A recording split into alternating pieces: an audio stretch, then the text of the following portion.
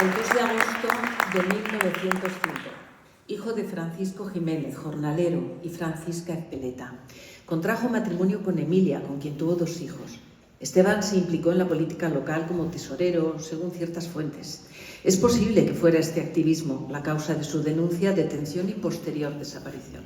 En la tarde del 17 de agosto de 1936, el alguacil municipal fue a llamarlo a su casa para que se personase en el ayuntamiento y una vez allí fue detenido y encarcelado en el calabozo municipal.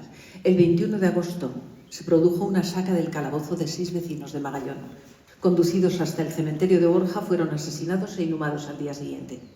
Esteban Jiménez Ezpeleta había cumplido 31 años pocas semanas antes.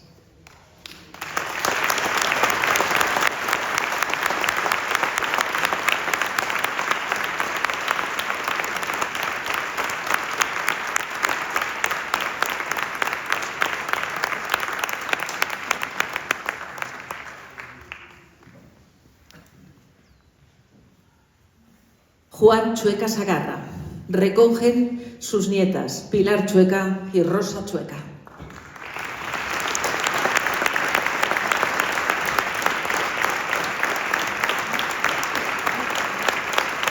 Nació en Magallón el 24 de junio de 1894, hijo de Miguel, jornalero, y Constantina.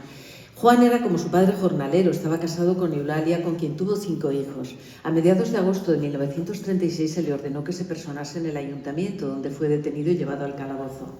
El 21 de agosto del 36 fue el último día en que Juan fue visto con vida en la cárcel de Magallón por su suegra e hijo, donde también estaban rapando y dando aceite de ricino a su mujer. Ese mismo día se produjo una saca del calabozo de 6 vecinos de Magallón y el grupo fue conducido hasta Borja, donde fueron asesinados e inhumados en una fosa común. Juan Chueca Sagarra tenía 42 años cuando fue asesinado.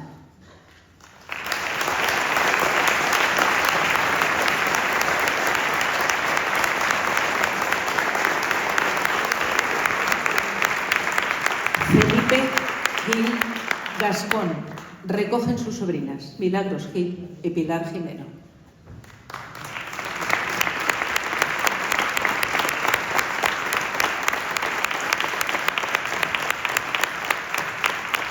Felipe Gil Gascón, conocido como Rugal, nació en Magallón el 23 de agosto de 1909, hijo de Conrado e Inocente, era trabajador agrícola y estaba soltero. A mediados de agosto del 36, un grupo de vecinos se personó en casa de Felipe y se lo llevó detenido junto a su hermano Pedro. Al llegar a casa de su padre, se dirigió al calabozo para pedir explicaciones y también fue detenido. El 17 de agosto del 36 fue el último día en que Felipe fue visto con vida en la cárcel de Magallón. Según fuentes familiares, fue ejecutado días más tarde, el 21, a consecuencia de una saca del calabozo de Magallón. Su hermano fue liberado, pero su padre Conrado también fue asesinado. Felipe Gil Gascón fue asesinado el 21 de agosto de 1936, pocos días después de cumplir 27 años.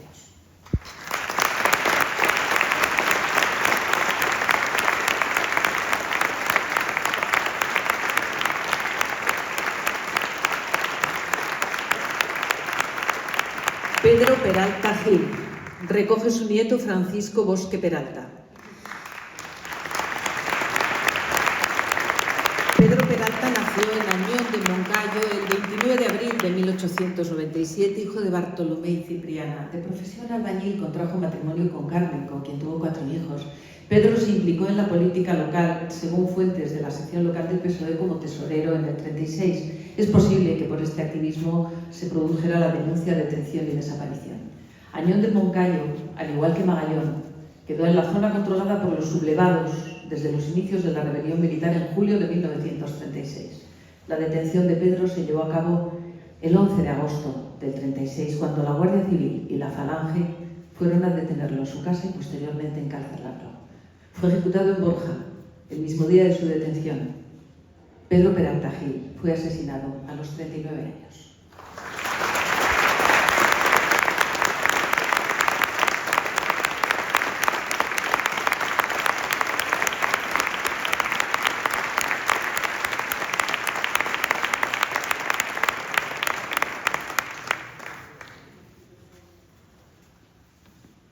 Toma la palabra el ministro de Política Territorial y Memoria Democrática, don Ángel Víctor Torres.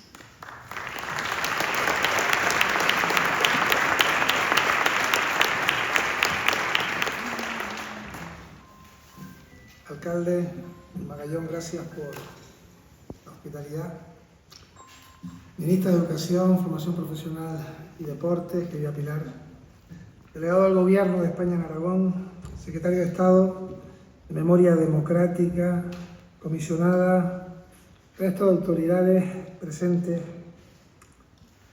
familiares de las víctimas, representantes de asociaciones memorialistas, amigas y amigos. Buenas tardes a todos.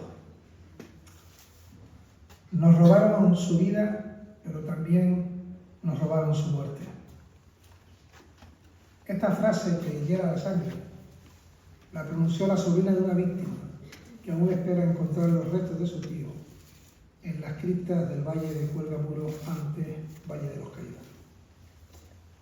No fue suficiente que le cegaran las vidas, sino que ni siquiera respetaron el derecho de su familia a velarle o a llevarle flores.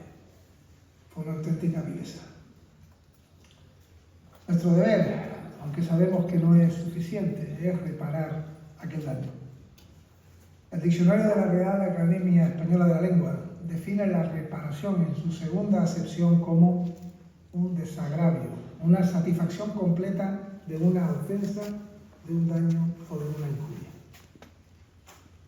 Hoy, cuando se hace imposible contener las emociones y la congoja se queda atravesada en la garganta, lo que aquí hemos vivido, amigas y amigos, es un acto de reparación y de desagravio, pero no de satisfacción completa de una ofensa.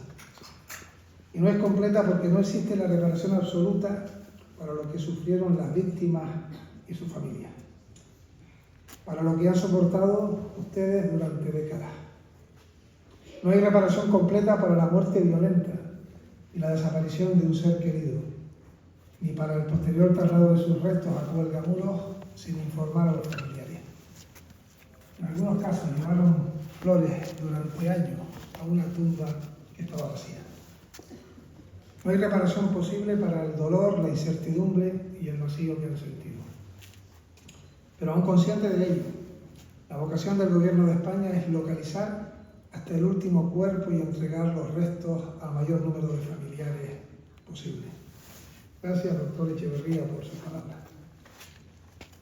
Hasta hoy hemos podido exhumar 5.600 cuerpos en todo el país y trabajamos a destajo para identificar a las víctimas en un proceso que es complejo, difícil, concienzudo, como acabo de decir, explicó el doctor Echeverría. Han sido ya 15 las personas enterradas en el Valle de Cuelgamuros a las que hemos podido poner nombre y apellido.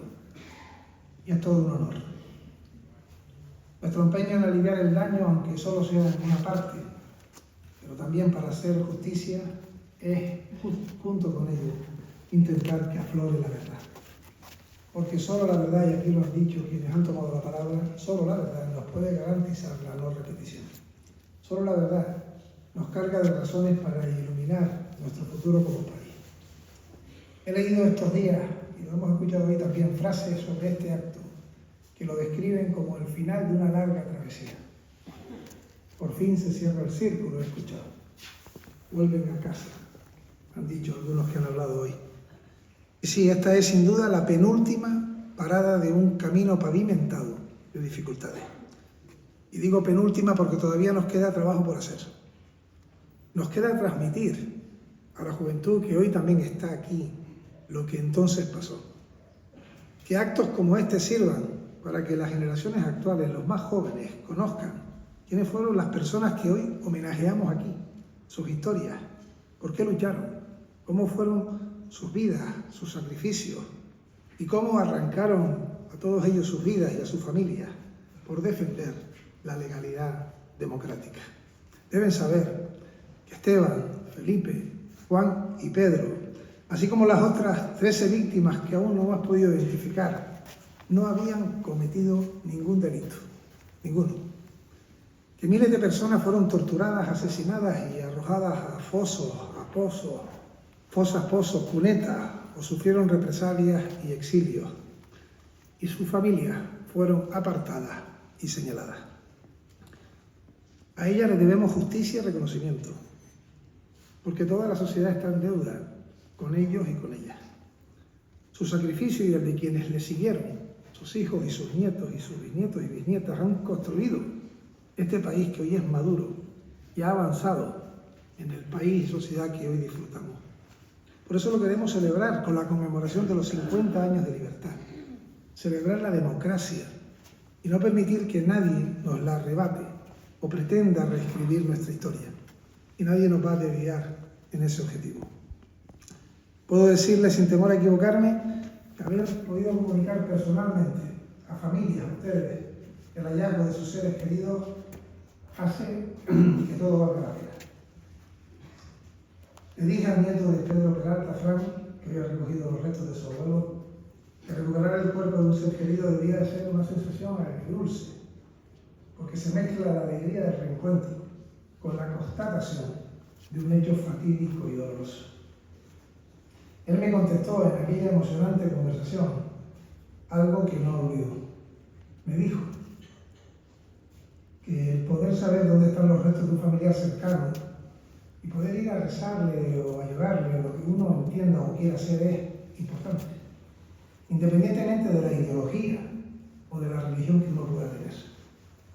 Y me dijo además, eso te da una tranquilidad de espíritu que no tenía antes. Lo sabe también el alcalde de Magallón, Esteban Lagoda.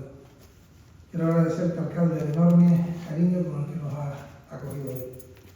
Cuando hablé contigo, hoy te he visto en persona por vez primera, un fin de semana para comunicarte que habíamos encontrado el cuerpo de tu abuelo, Esteban Jiménez. Así te llamas porque así lo quiso tu padre. Y así se llama, o se llamó tu padre porque aquí así lo quiso tu abuelo. No pudimos evitar la emoción.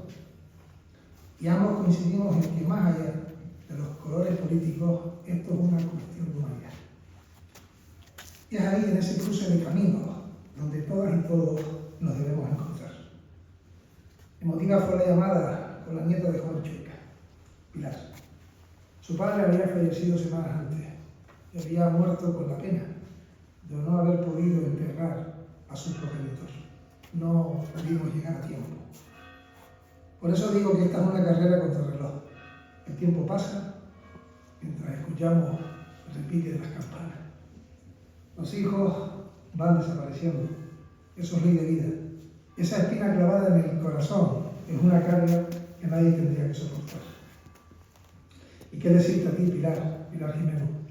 Luchadora incansable, no solo para encontrar los restos de tu tío Felipe Gil, sino los de todas las familias. Coincide que son muchas las mujeres, muchas, que luchan y han luchado durante toda su vida por recuperar a sus seres queridos. En ese camino, dignificar la memoria democrática también de nuestro país. Mujeres como tú, Pilar, como Pino Sosa, como Conchita Vieres, como tantas otras. No hay nada que las pueda callar, nada que las pueda tumbar. Dije el pasado lunes en un acto sobre el papel de las mujeres contra la dictadura de España y de Portugal que el feminismo es el motor del progreso. Si los derechos de las mujeres avanzan, avanza toda la sociedad. Y no me quiero olvidar de las 13 víctimas que no hemos podido identificar por ahora. Les aseguro que vamos a seguir intentándolo hasta el final. Que no quede nadie por reparar, que se haga justicia. Y esa es nuestra vocación. La vocación del Gobierno de España, cumplir con las víctimas y sus familiares y cumplir con la ley de memoria democrática y el derecho internacional y los derechos humanos. Creo que es la mejor manera de defender nuestra democracia. Y termino. Hagamos honor a las palabras de la escritora exiliada en Argentina, María Teresa León, quien escribió en su obra Memoria de la melancolía las siguientes palabras. Que recuerden los que olvidaron, nunca más el olvido. Sí, no le podemos devolver la vida, pero es nuestro deber dignificar su legado, porque memoria es democracia. Muchas gracias.